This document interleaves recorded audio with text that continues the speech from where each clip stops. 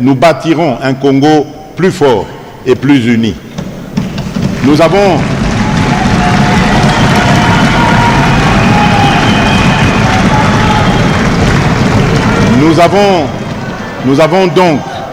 Nous avons donc, suivez-moi très bien, nous avons donc le choix entre repartir à zéro ou consolider les acquis de cet élan.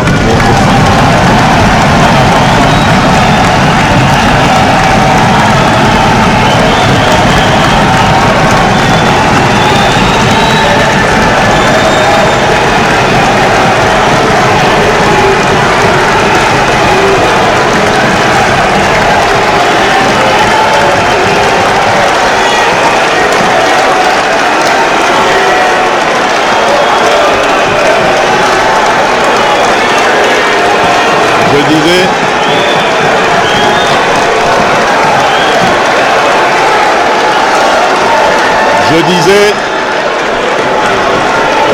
asseyez-vous s'il vous plaît. Asseyez-vous s'il vous plaît.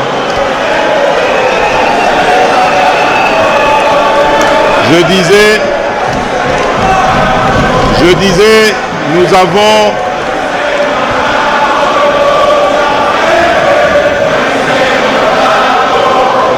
avons donc le choix entre repartir à zéro ou consolider les acquis de cet élan.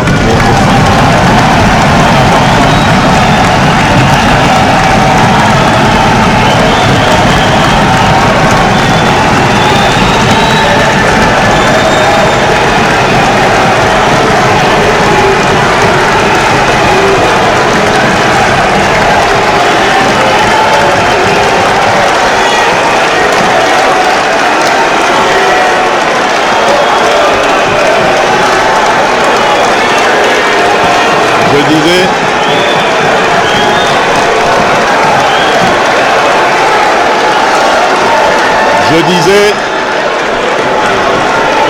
asseyez-vous s'il vous plaît. Asseyez-vous s'il vous plaît. Je disais, nous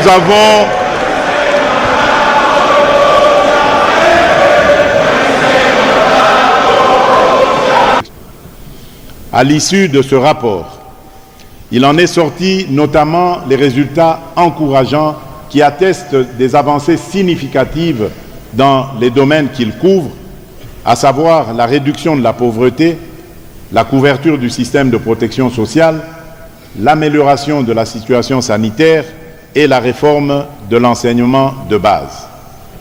Fort de ces résultats et des défis qui restent à relever, une feuille de route des actions accélératrices des ODD a été élaborée et m'a servi de soubassement lors de mon intervention au sommet des ODD organisé en septembre dernier à New York, en marge de la 78e session de l'Assemblée générale des Nations unies. Honorable président de l'Assemblée nationale, honorable président du Sénat, honorables députés nationaux et sénateurs, mes très chers compatriotes, mon engagement pour la mise en place d'un environnement d'affaires favorable à l'éclosion et au développement des activités des entreprises installées dans notre pays demeure indéfectible.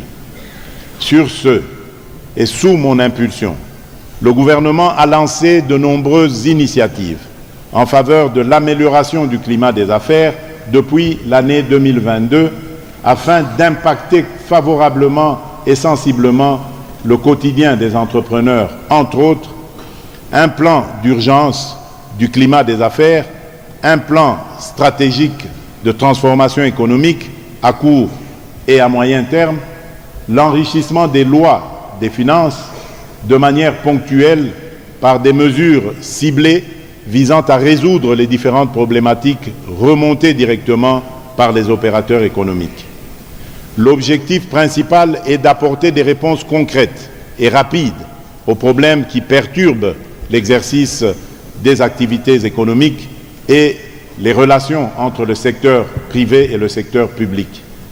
C'est dans cette même perspective que j'attends du gouvernement, en collaboration avec la cellule climat des affaires de la présidence de la République, un plan stratégique de transformation pour les différents secteurs économiques. Il s'agira notamment de mener des analyses dans divers domaines, d'identifier les obstacles et d'établir les priorités de réalisation des projets retenus. Ces acquis devant être consolidés, des mesures spécifiques seront mises en place dans les prochains jours afin de revisiter les textes législatifs en matière de partenariat public-privé, en matière de sous-traitance. Ces mesures affecteront aussi les zones économiques spéciales, le fonctionnement des tribunaux de commerce et certaines structures du ministère de l'Entrepreneuriat. Pour le reste, et subsidiairement au plan d'urgence sus évoqué, j'ai instruit mon cabinet à travailler avec les ministères concernés pour initier les réflexions qui s'imposent afin de prendre en charge, dans les meilleurs délais, toutes les autres problématiques qui requièrent encore une impulsion particulière de ma part, notamment par l'insertion de mesures appropriées dans les lois de finances à venir. Honorable Président de l'Assemblée nationale, honorable Président du Sénat, honorables députés nationaux et sénateurs, mes très chers compatriotes, le secteur minier continue de jouer son rôle de poumon de l'économie nationale. À ce sujet, la vision que j'ai imprimée dans ce secteur consiste à rentabiliser davantage les ressources minières pour le bien-être de notre population. Pour ce faire, l'assainissement du domaine minier et l'amélioration de la connaissance de notre sous-sol par la prospection et la certification ont constitué notre première priorité dans ce domaine. À cet effet, le gouvernement a livré une bataille sans merci au gel des actifs miniers qui cause un grand manque à gagner pour la République. C'est dans ce cadre que plusieurs actifs miniers ont été ramenés dans le domaine public de l'État suite au retrait des droits miniers des titulaires qui ont failli à leurs obligations tant administratives qu'environnementales et sociales. D'autres titres miniers ayant appartenu aux personnes physiques ont été radiés puis récupérés.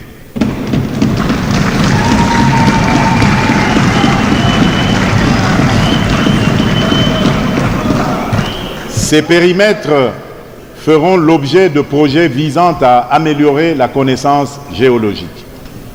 Dans le cadre de la gouvernance responsable des ressources minières, des efforts ont été menés pour rompre définitivement avec la méconnaissance des quantités de nos réserves minérales et pour accroître la recherche géologique avec comme objectif la découverte de nouveaux gisements pour renforcer le portefeuille minier de l'État.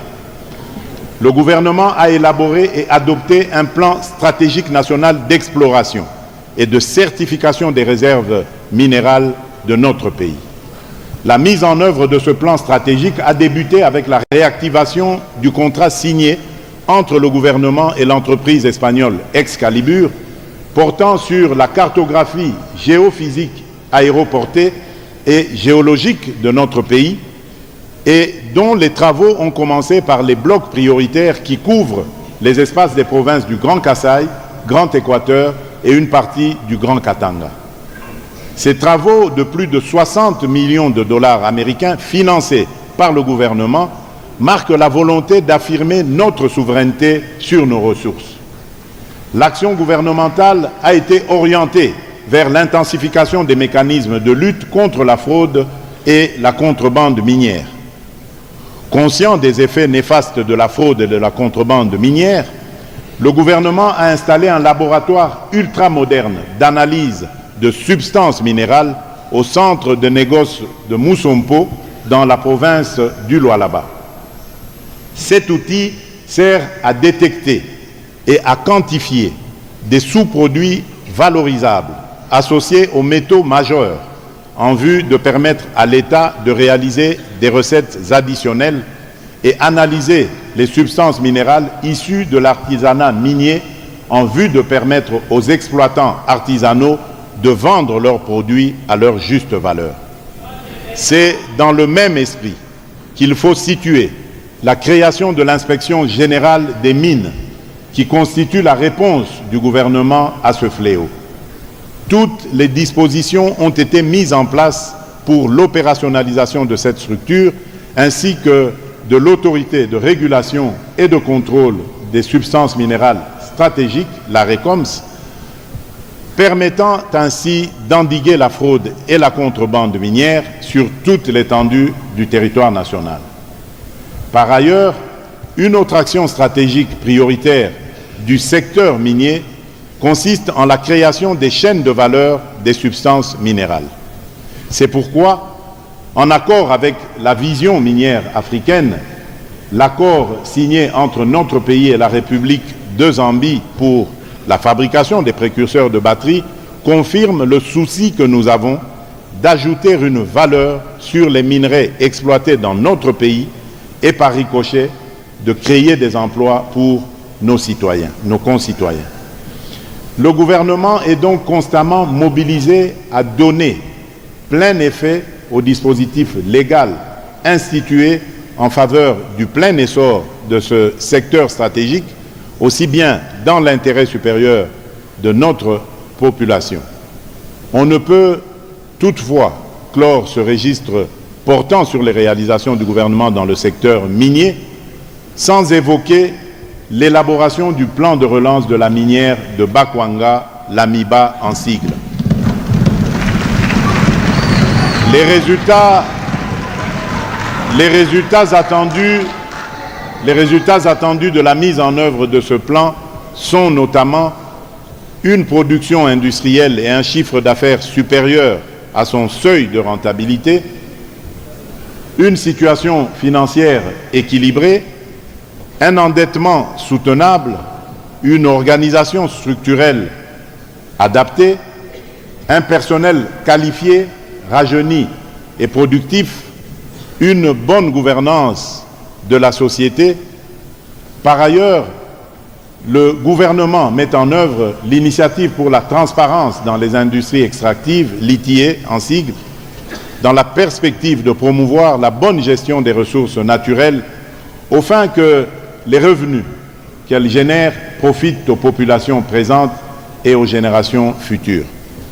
Reconnaissant cet engagement, les instances de l'ITIE internationales ont, en octobre 2022, reconnu avec satisfaction que la République démocratique du Congo avait atteint un niveau élevé de transparence coté à 85,5% suivant les standards de cette initiative. Ces efforts doivent être poursuivis pour améliorer davantage cette cotation lors des prochaines notations. Pour clore ce volet minier, je tiens à rappeler que le développement de ce secteur s'érige en garantie non seulement pour le développement de notre pays et de l'Afrique tout entière, mais aussi de l'espace planétaire au regard du potentiel en minerais nécessaire à la transition énergétique dont regorge notre sous-sol. Plus que jamais, les discussions au niveau mondial sur la migration vers les énergies renouvelables se tiennent en tenant compte de la place prépondérante que notre pays occupe et est appelé à revendiquer s'il le faut. Honorable Président de l'Assemblée nationale, honorable Président du Sénat, honorables députés nationaux et sénateurs, mes très chers compatriotes, dans le domaine des hydrocarbures, notre pays est déterminé à se hisser au rang de grands pays producteurs en Afrique. Pour matérialiser cette ambition, notre pays entend en premier lieu autonomiser les secteurs des hydrocarbures. C'est pourquoi, après avoir certifié les réserves pétrolières et gazières, la République démocratique du Congo avait lancé, le 28 juillet 2022, l'appel d'offres le plus audacieux de son histoire, comprenant un total de 27 blocs pétroliers et 3 gaziers. Par la suite, 2 contrats de partage de production sur les 3 attendus ont été signés depuis le 9 septembre 2023 sur les blocs gaziers du lac Kivu et sont en attente d'approbation. Dans le même élan, 3 blocs pétroliers du bassin côtier sont en processus avancé d'attribution des droits d'hydrocarbures. À ceci s'ajoute la signature et la publication du plan directeur pour la consommation du GPL en République démocratique du Congo. D'autres actions d'envergure sont menées pour positionner notre pays dans le leadership des pays producteurs des hydrocarbures. Il s'agit notamment de la protection de la population riveraine du golfe de Kabuno, dans le lac Kivu, par le dégazage et par le dégazage du gaz carbonique du golfe de Kabuno. Il s'agit également de l'amélioration de l'approvisionnement du pays en produits pétroliers et gaziers, en accordant des facilités aux sociétés productrices et importatrices pour améliorer leur offre. Il s'agit également de la signature de l'accord commercial entre la Sonangol et la Sonaïdroc, d'une part, et Kobil, d'autre part. Il y a aussi la mise en œuvre de la ligne de crédit UBA Bank pour l'achat des produits pétroliers au profit de la Sonaïdroc, de l'approbation par le gouvernement du renouvellement du contrat Authentix signé entre la République démocratique du Congo et une firme américaine portant sur le marquage moléculaire des produits pétroliers dans les zones Est, Ouest et Sud. Le renforcement de la brigade de marquage moléculaire des produits pétroliers pour contrôler le défaut de marquage et autres infractions liées à la fraude et à la contrebande, la restructuration des entreprises publiques du secteur pétrolier et gazier par la modification des statuts de Kobil SA, l'allègement et la réorganisation de la structure des prix et des produits pétroliers.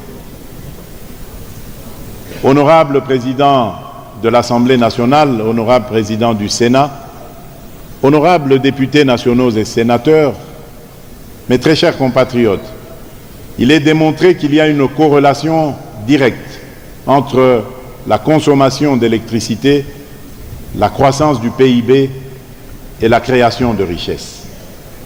À ce jour, l'industrie de l'électricité n'a pas connu de croissance significative depuis la mise en service de la centrale hydroélectrique Dinga 2, il y a près de 40 ans. C'est compte tenu de cette photographie sombre d'accès de nos populations à l'énergie électrique que j'ai entrepris plusieurs réalisations dans ce domaine. Il s'agit particulièrement des actions suivantes. L'inauguration de la centrale de Boussanga, 240 MW, pour soutenir l'activité minière de la partie sud et desservir les populations locales. Il s'agit de la réhabilitation des groupes G25, G27, G20 de la centrale électrique Dinga 2, avec la remise en réseau de 500 MW pour l'amélioration de la desserte. Il s'agit de la mise en service du poste de Kinsuka avec la ligne de 220 kV Zongo 2 Kinsuka.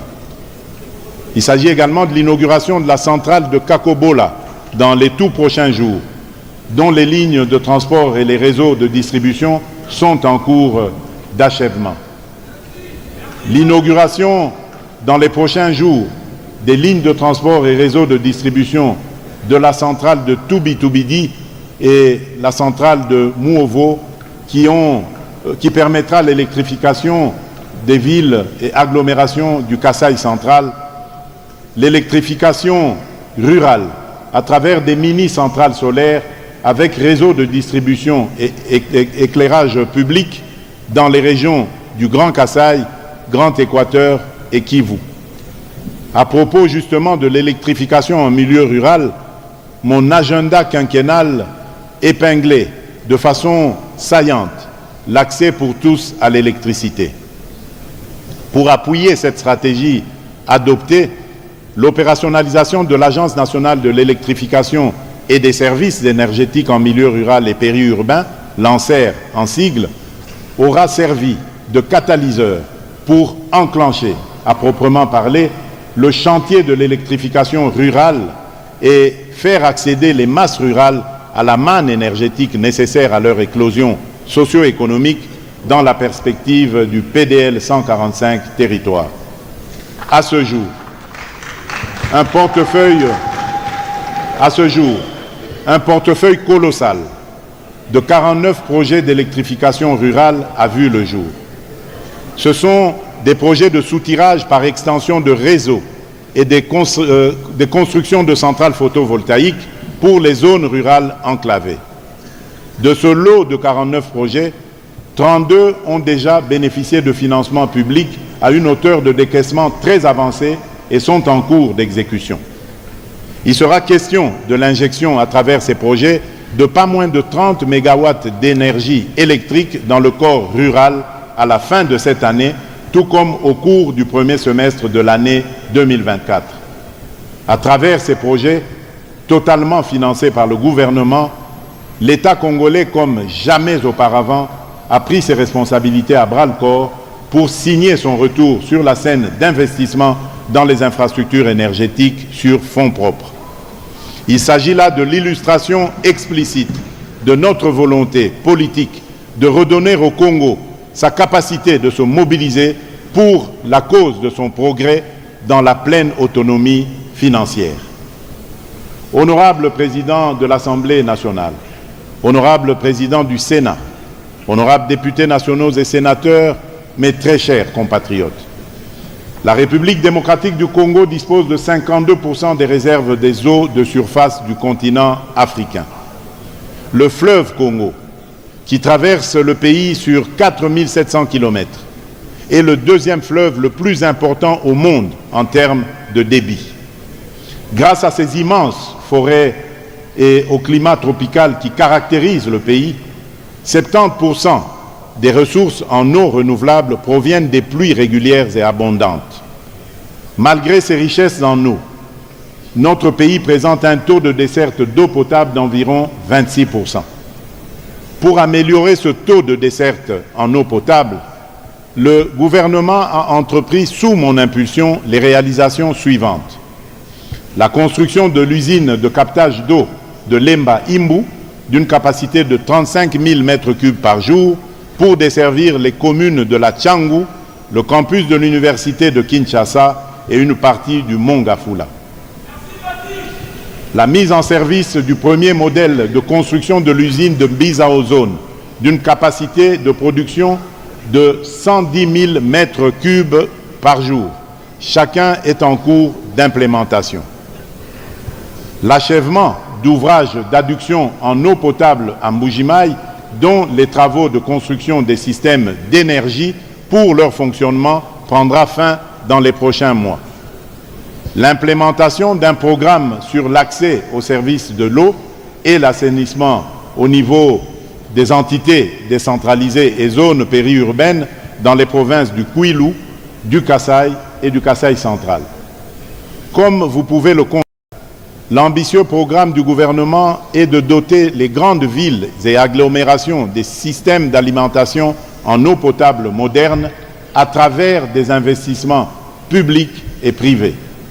Les plans directeurs d'alimentation en eau potable pour les grandes villes, notamment Kinshasa, Butembo, Kisangani, Beni, Kolwezi, Dunia, Mbandaka, Kabinda et autres, ont été élaborés et les investissements sont en tractation pour le lancement des activités.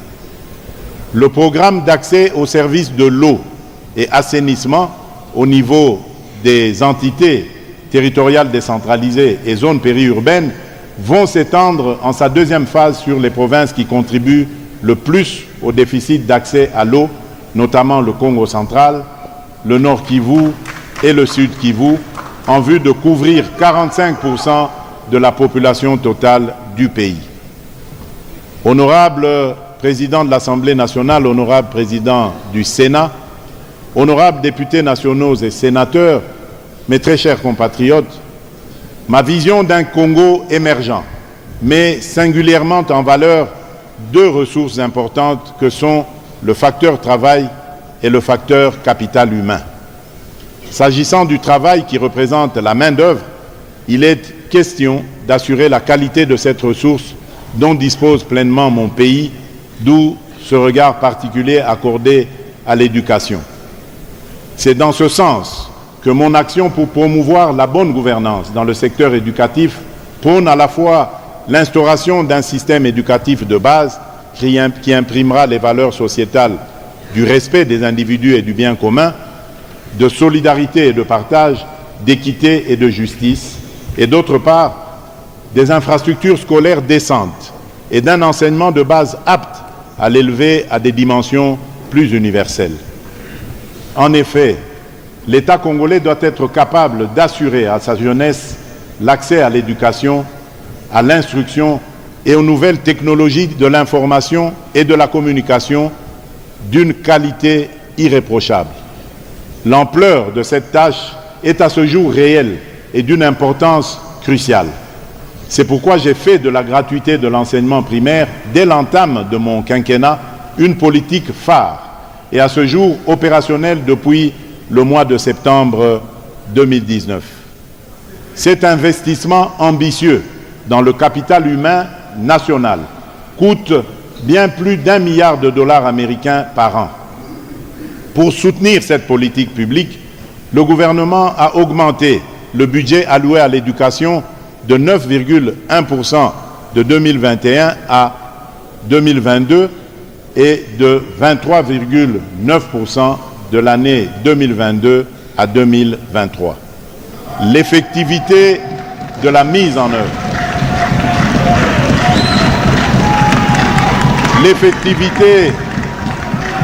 L'effectivité de la mise en œuvre de cette importante réforme est venue alléger les charges qui pesaient sur les ménages par la suppression de tous les frais de scolarité que payaient les parents d'élèves au niveau primaire, notamment le Minerval, les frais des bulletins scolaires, les frais d'identification des élèves, ainsi que les frais de participation au test national de fin d'études primaires, aussi bien dans les établissements publics que privés agréés. Tous ces frais ont été totalement pris en charge par l'État.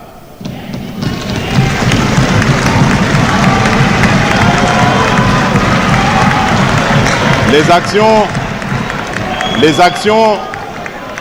actions de grande envergure ci-après arrêtées dans le domaine éducatif ont été réalisées durant ce quinquennat. Elles concernent particulièrement deux volets, à savoir l'amélioration des conditions socio-professionnelles de l'enseignant et le bon fonctionnement des établissements scolaires. Concernant l'amélioration des conditions socio-professionnelles de l'enseignant, il convient de relever d'abord la prise en charge à ce jour par le Trésor public, et cela avec les efforts propres du gouvernement, de 279 145 enseignants nouvelles unités, aussi bien du niveau maternel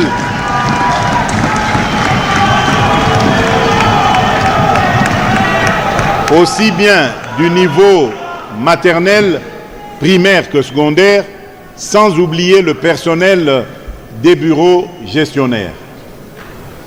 De vagues successives de prise en charge des professionnels de la craie blanche, déclenchées depuis la mise en œuvre de la gratuité, ont ainsi porté à 68% le taux d'accroissement des effectifs des agents payés du sous-secteur de l'EPST. Ainsi, les effectifs des enseignants payés sont passés de 410 254 à 689 399.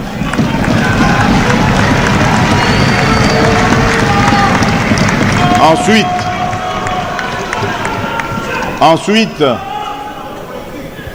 la révision à la hausse des salaires de base de tous les enseignants, l'octroi des indemnités de transport et de logement aux enseignants des chefs-lieux de province, l'octroi de la prime de brousse à ceux des territoires, ainsi que le paiement de la prime de la gratuité aux enseignants du primaire. Par conséquent, toujours pour ce quinquennat, le salaire moyen d'un enseignant est passé de 159 662,67 francs congolais à 408 689,67 francs congolais.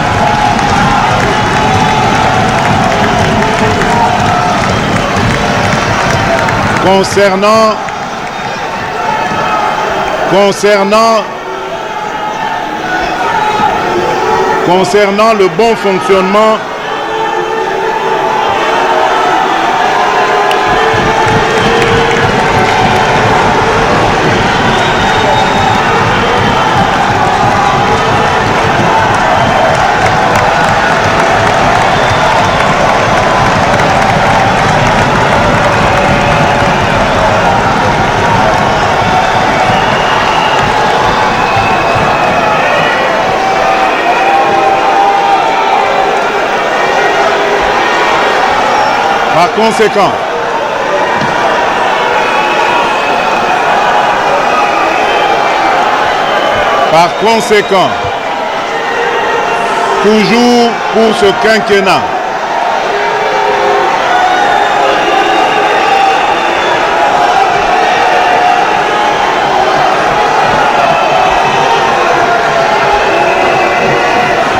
Par conséquent, toujours pour ce quinquennat, le salaire moyen d'un enseignant est passé de 159 662,67 francs congolais à 408 689,67 francs congolais.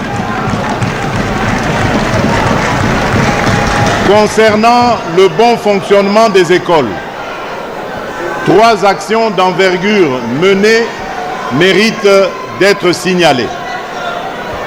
D'abord, le réajustement des frais de fonctionnement des écoles primaires qui ont conduit à une augmentation faisant passer de 45 000 francs congolais à 200 000 francs congolais pour les écoles de 1 à 11 classes, soit une augmentation de 344%.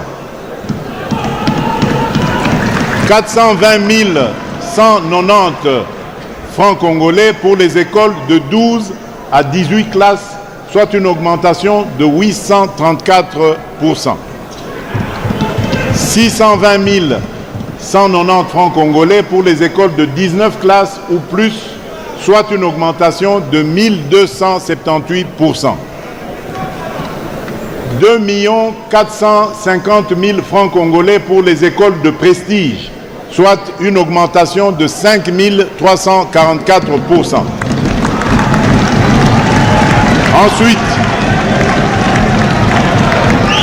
Ensuite, l'octroi de 10 millions de francs congolais comme frais de fonctionnement à chaque école officielle de référence. Et enfin, l'extension de la gratuité aux écoles primaires consulaires par l'octroi de 7 millions de francs congolais comme frais de fonctionnement.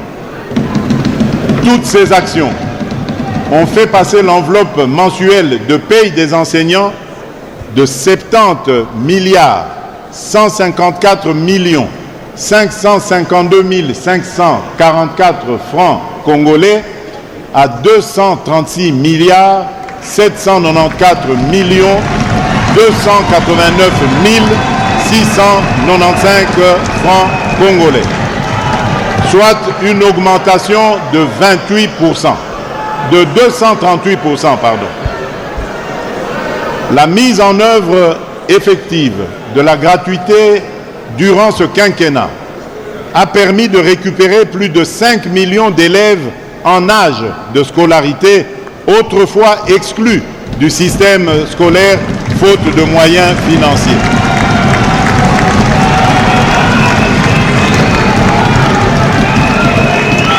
Ainsi, les effectifs des élèves sont passés de 16 809 413 en 2018 à 25 772 957 en 2023.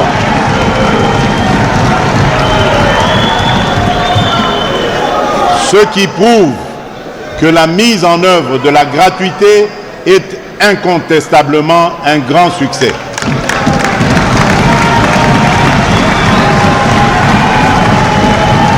Cette augmentation exponentielle des élèves a fait passer le nombre d'écoles payées durant ce quinquennat de 41 739 à 65 532, soit un accroissement de 57% d'écoles. Ces effets positifs et salutaires ont créé de nouveaux besoins qui ont conduit le gouvernement de la République, à travers le ministère de l'EPST, à mener des actions pour les rencontrer. Il s'agit notamment de la construction de 1041 écoles par le gouvernement de la République et de 175 autres avec l'aide des partenaires techniques et financiers. Il s'agit également de la construction de 1230 nouvelles écoles dans le cadre du programme de développement des 145 territoires. Il s'agit aussi du lancement de la campagne d'appui à la gratuité de l'enseignement primaire, pas une école sans bancs, avec une distribution de bancs aux écoles sur toute l'étendue du territoire national.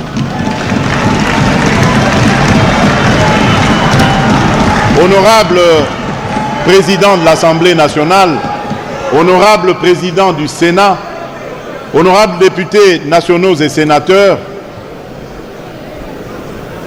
distingués invités,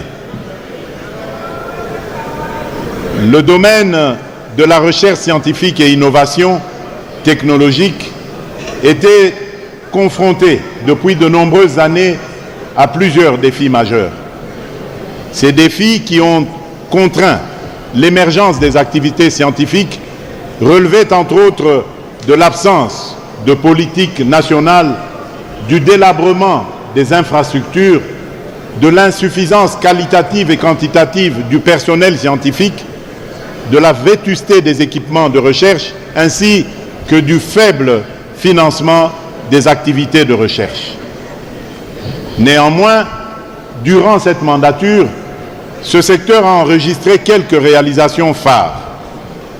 Ces réalisations convergent sur 3 plans, à savoir l'amélioration du cadre institutionnel, l'accroissement budgétaire et la création du Fonds national de la recherche scientifique et innovation technologique.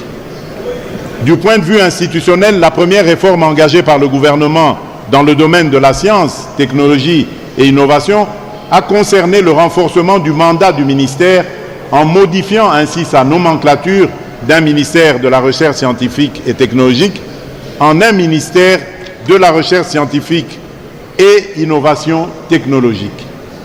Il s'agit pour moi d'une façon de promouvoir les innovations congolaises pour en tirer les avantages économiques et sociétaux et environnementaux qu'ils procurent. La mise en place de la politique scientifique nationale est une première depuis la création du ministère en novembre 1982. Elle a été validée en octobre 2021 et adoptée par le gouvernement, dotant ainsi le pays d'un instrument incontournable pour améliorer la gouvernance du secteur en vue du développement durable de la République démocratique du Congo. Du point de vue financier, il y a lieu de signaler l'accroissement du budget alloué à ce secteur. En effet, avant 2019, les allocations budgétaires de la recherche scientifique dans le budget général de l'État étaient en moyenne de 0,44%. Elles sont passées successivement à 0,56% en 2022, à 0,98% en 2023 et enfin, j'avais inscrit le gouvernement lors du conclave du génie scientifique congolais d'atteindre au moins 3% du budget général de l'État pour l'exercice 2024. En outre, Au registre de la promotion de la recherche, de l'innovation et de l'introversion de l'économie nationale, il convient de signaler l'organisation du conclave du génie scientifique congolais à Kinshasa du 19 au 23 août 2023.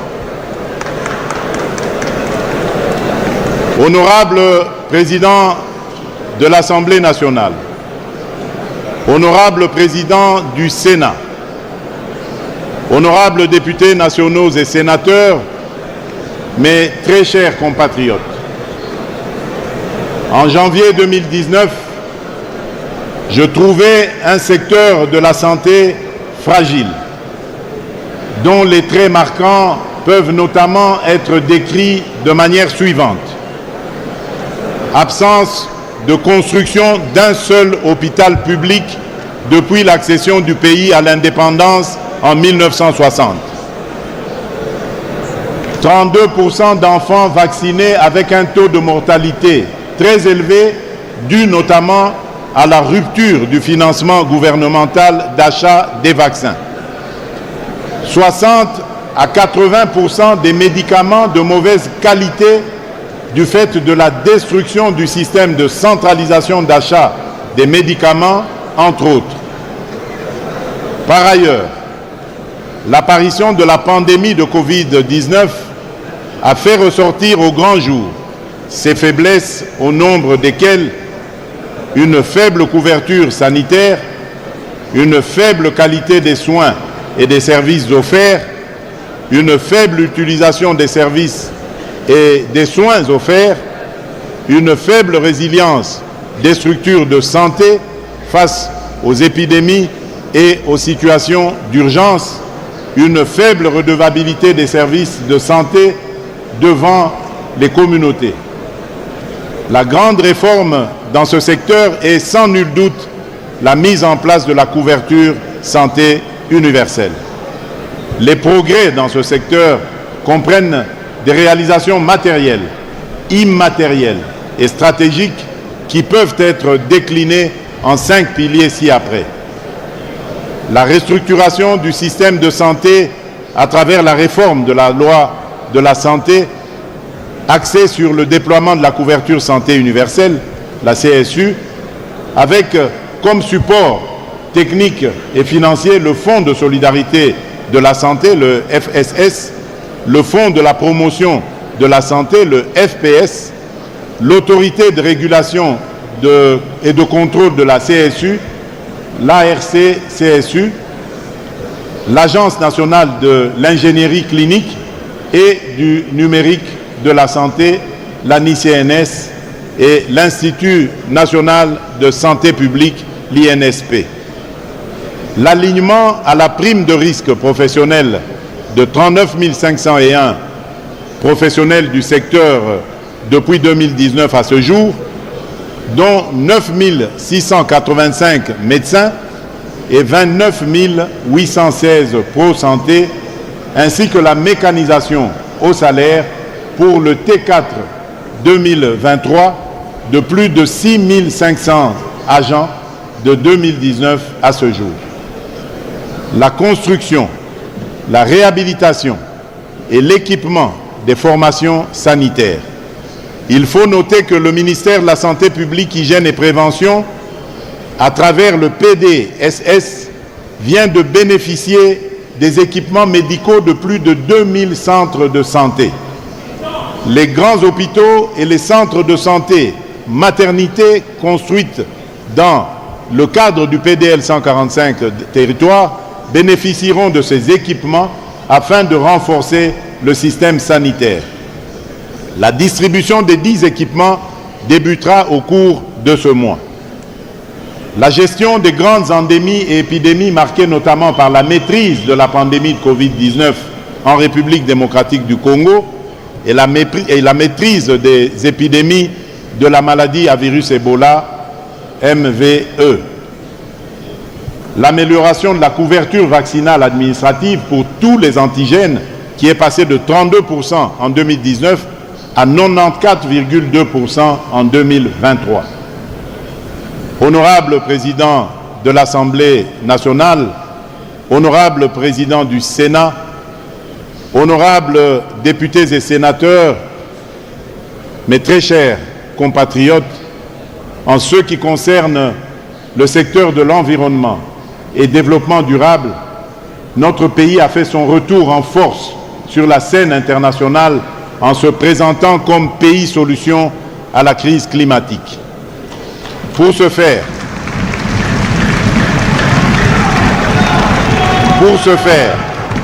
le pays s'appuie sur son immense potentiel forestier, hydrique et en minerais stratégiques pour la transition énergétique. Un accord de partenariat a été conclu le 14 novembre 2022 à Bali, en Indonésie, entre notre pays, la République fédérative du Brésil et l'Indonésie, sur la coopération autour de la forêt tropicale et de l'action climatique. En vue de tirer profit des opportunités offertes par la lutte contre le changement climatique, le gouvernement a récemment mis en place le cadre institutionnel et légal relatif au marché. Ainsi, notre pays, qui s'est engagé à réduire de 21% ses émissions de gaz à effet de serre d'ici 2030, devra mobiliser des ressources conséquentes pour ce faire, dont les fonds de crédit carbone. En contribution à la lutte contre le changement climatique par la reconstitution du couvert forestier national, j'ai lancé en 2019 le programme d'1 milliard d'arbres à l'horizon 2023. Je suis heureux d'annoncer ici l'atteinte de l'objectif assigné à cette initiative nationale. Avec les moyens financiers issus entièrement du Trésor public, 2122 hectares ont été reboisés dans 15 provinces en raison d'une moyenne de 100 hectares par province. Je saisis cette opportunité pour féliciter les compatriotes congolais ainsi que nos partenaires internationaux qui ont adhéré à cette vision et ont ainsi permis sa matérialisation. Honorable Président de l'Assemblée nationale, Honorable Président du Sénat, honorables députés nationaux et sénateurs, distingués invités, le système de transport national s'articule à partir d'un réseau multimodal d'infrastructures routières, ferroviaires, portuaires et aéroportuaires. Ce réseau est malheureusement caractérisé par une absence d'intégration harmonieuse. Il connaît actuellement plusieurs points de rupture des charges dus à l'hétérogénéité de standards dans un même mode et ou à l'inexistence de chaînons d'interconnexion. Dans la plupart des provinces, les infrastructures de transport connaissent une vétusté avancée, pour ne pas dire une obsolescence prononcée, ce qui traduit le délai d'acheminement trop long des personnes et des biens. Il y a lieu de noter que les défis majeurs en termes d'infrastructures du transport, routes, rails, ports et aéroports, reposent essentiellement dans la faible maintenance de l'existant. Cette réalité est renforcée par le manque de moyens alloués pour la réparation, la réhabilitation et la reconstruction des infrastructures pour désenclaver le pays. C'est ainsi qu'il y a lieu de mettre en évidence les réalisations de certaines infrastructures, notamment dans le domaine des routes telles que la route de Nzolana, qui relie dans la ville-province de Kinshasa le quartier Pompage à Lupène en passant par Sangamamba et Malueka. La réouverture de la route Kimwenza-Kindele dans la commune de Mongafula, impraticable depuis 2016. La réhabilitation de la route Sekomaf. La réhabilitation de la modernisation de l'avenue Kulumba à Massina. La réhabilitation de l'avenue Allée Verte dans la commune de Ngaliema. La réhabilitation de l'avenue Macampagne reliant la station-service sur l'avenue Kasavubu à l'avenue Ngouma en passant par la place commerciale. La construction de routes et d'alimentation en électricité de la zone économique spéciale pilote de Maluku, pour ne citer que cet échantillon. La réhabilitation de la nationale numéro 1 sur le tronçon Kinshasa-Bachamba pour un linéaire cumulé d'environ 30 km. Cette réhabilitation de routes bitumées s'inscrit dans le cadre de l'amélioration et du maintien du niveau de service entre Kinshasa, Njili et Bachamba afin de garantir la poursuite réelle de la réhabilitation progressive de la route nationale numéro 1 qui relie Matadi à Lubumbashi. Vous aurez également constaté le lancement des travaux et l'aménagement du tronçon compris entre Mbujimaï et Kananga de cette même nationale numéro 1, un axe long de 188 km. Les travaux de réhabilitation de la route nationale numéro 9 reliant la ville de Bandundu au chef-lieu du territoire de Bagata. La réhabilitation et la modernisation des voiries dans les territoires de Kabeyakamwanga, Katanda, Chilenge et Lupatapata pour une longueur de 28 km, la modernisation de la voirie de Mbujimaï avec la pose du béton bitumeux sur l'avenue de l'Assemblée provinciale longue de 1445 mètres et sur l'avenue Kasavubu, un trajet long de 6 km. Tout ceci entrant dans le cadre des travaux de construction et de modernisation de 35 km de voirie à Mbujimaï. La réhabilitation complète de la route de Likasi-Kambov. Le déploiement des ponts métalliques d'une longueur variant entre 15 et 110 mètres pour faciliter la mobilité des Congolais, 32 ponts pour le Grand Bandundu, la construction du pont Niemba d'une portée de 140 mètres permettant de relier l'Est à l'Ouest du Tanganyika, mettant ainsi fin à des noyades récurrentes. Autant de réalisations d'infrastructures routières, totalisant pour ce premier quinquennat plus de 30 000 km de routes urbaines et de dessertes agricoles. Honorable Président de l'Assemblée nationale, Honorable Président du Sénat, Honorables députés nationaux et sénateurs, mes très chers compatriotes, dans l'optique non seulement de développer nos villes, mais aussi d'assainir le climat des affaires dans notre pays, une réforme a été réalisée, celle de la mise en place d'un établissement public dénommé Guichet unique de délivrance de permis de construire en République démocratique du Congo. Ce cadre de régulation très efficient permettra de mettre un terme au conflit de compétences entre les différents services intervenant en la matière, de canaliser les ressources pour en assurer la traçabilité et de rassurer les partenaires immobiliers. Il permettra également de regrouper dans une même plateforme l'essentiel des services moteurs qui interviennent dans le milieu urbain, de fédérer les projets cohérents, harmonieux et synchronisés pour un développement urbain aux standards requis. À ce jour, ce service d'assiette participe déjà à la lutte contre le coulage des recettes et à l'augmentation de celles-ci, jadis de 52 millions de francs congolais par an à plus de 4 milliards de francs congolais sur une période de 6 mois seulement. Toujours dans le cadre du développement de nos villes dans le secteur de l'habitat, avec évidemment l'appui de nos partenaires et multilatéraux, un projet de loi sur l'urbanisme, à savoir le Code de l'urbanisme et de la construction, est déjà à pied d'œuvre.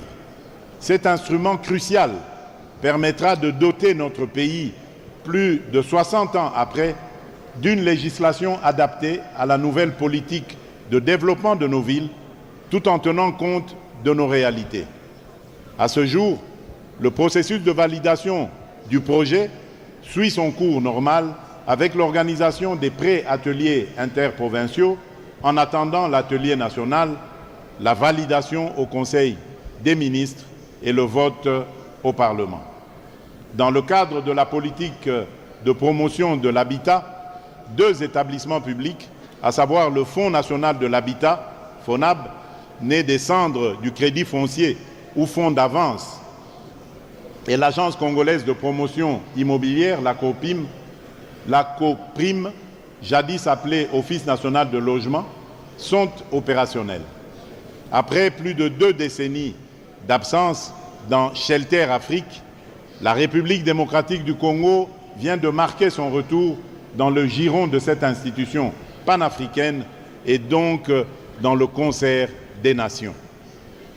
Honorable président de l'Assemblée nationale, honorable président du Sénat, honorables députés nationaux et sénateurs, distingués invités, mesdames et messieurs, mes très chers compatriotes, comme vous l'aurez compris, nos efforts se sont concentrés au cours de ces dernières années à doter notre pays de nouvelles bases de sa refondation dans presque tous les secteurs vitaux de la nation. Cette démarche était hautement importante en ce qu'elle concourt à l'apparition de conditions propices à un redécollage en toute stabilité. Cet exercice s'est fait concomitamment avec la réalisation par le gouvernement d'actions à impact visible.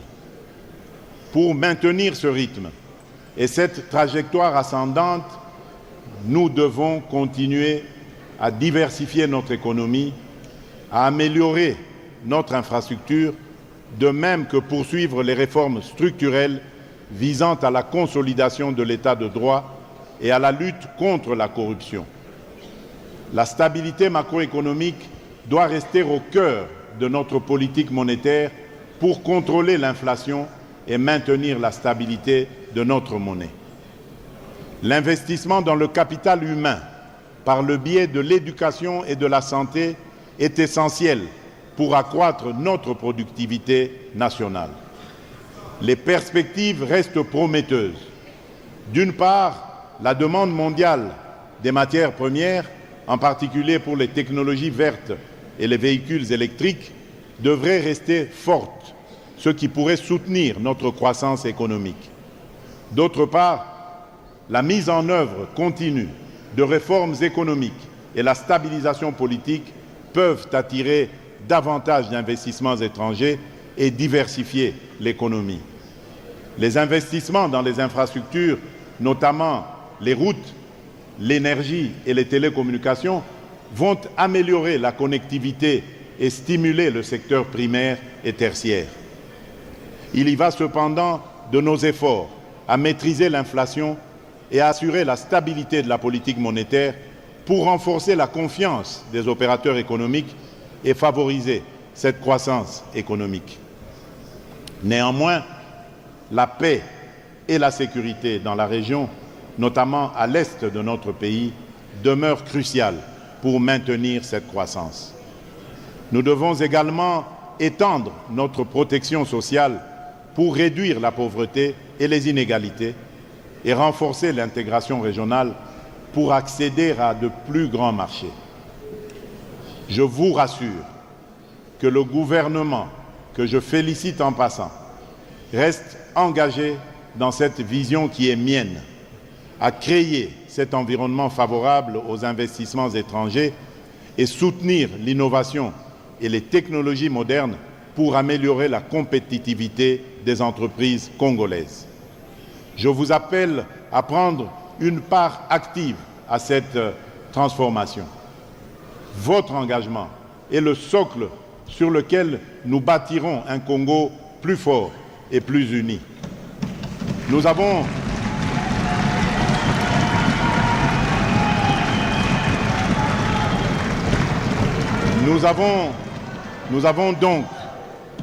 donc, suivez-moi très bien, nous avons donc le choix entre repartir à zéro ou consolider les acquis de cet élan